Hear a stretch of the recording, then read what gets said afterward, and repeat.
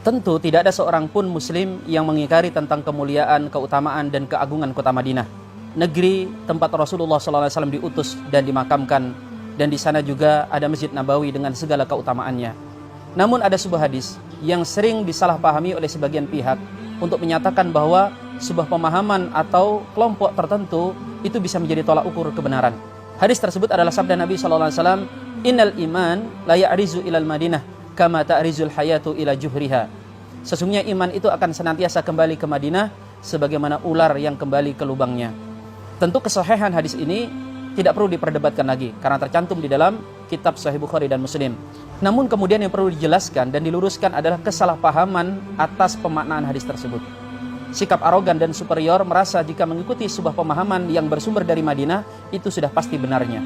Padahal ulama kaum muslimin sepanjang zaman mereka berdebat, berdiskusi untuk menguji sebuah pendapat mana yang paling benar atau mana yang paling kuat. Lahirlah madhab keilmuan yang muncul dari berbagai macam ulama, baik yang tinggal di Mekah, di Madinah, di Irak, di Syam, termasuk di Andalusia. Mereka saling beradu dalil dan argumen untuk mencari kebenaran. Dan tidak ada yang sok bijak kemudian dengan mengatakan, udah tidak usah ribut, pokoknya ikuti saja pendapat yang dari Madinah, itu pasti benarnya.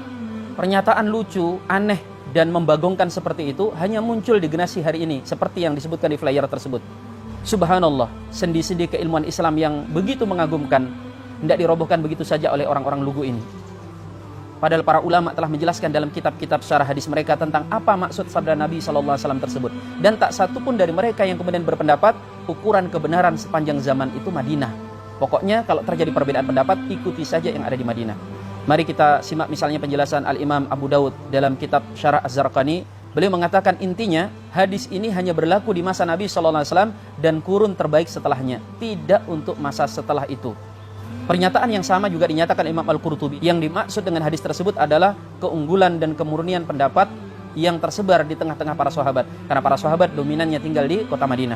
Kemudian pendapat selanjutnya yang dipegang diantaranya oleh Imam An-Nawawi memaknai hadis ini adalah berduyun-duyunnya orang mendatangi kota Madinah. Baik ketika mereka menunaikan ibadah haji atau selain itu untuk berziarah kepada Nabi SAW atau mendatangi Masjid Nabawi atau untuk nampak tilas perjuangan Rasul SAW di Madinah. Pendapat yang lain lagi menyatakan bahwa maksud hadis ini orang akan senantiasa rindu kepada Madinah sebagaimana kerinduan mereka kepada Rasulullah SAW. Pendapat ini diantaranya dipegang oleh Imam Al-Battal. Maka jelas tidak ada satupun ulama yang kemudian menjadikan hadis tersebut sebagai tolak ukur kebenaran itu ada di kota Madinah.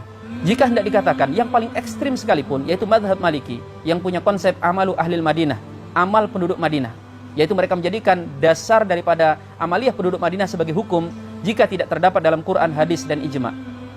Itu pun mazhab Maliki menyatakan bukanlah amal penduduk Madinah sepanjang zaman, tetapi dibatasi hanya di kurun terbaik umat Islam, masa sahabat, tabi'in, dan tabi'ut tabi'in. Logika sederhananya, jika hadis itu bisa dipahami seperti pemahaman orang-orang lugu ini, ngapain para ulama keliling dunia untuk berburu ilmu agama? Ambil contoh Imam Syafi'i, beliau dari Gaza ke Mekah, setelah itu belajar di Madinah, kemudian beliau ke Kufah, kemudian beliau keliling ke negeri-negeri Irak, setelah itu beliau ke Mesir dan wafat di sana. Untung orang-orang ini telat lahir, karena kalau mereka hidup di masa Imam Syafi'i, mungkin Imam Syafi'i akan mereka takdir, Imam Syafi'i ini aneh, belajar kok ke Mesir, harusnya di Madinah saja. Terus yang kedua, mungkin orang-orang ini kurang membaca ilmu sejarah. Mereka tidak tahu bahwa dalam sejarah kaum muslimin, Madinah itu pernah ditinggali oleh sekte-sekte sesat.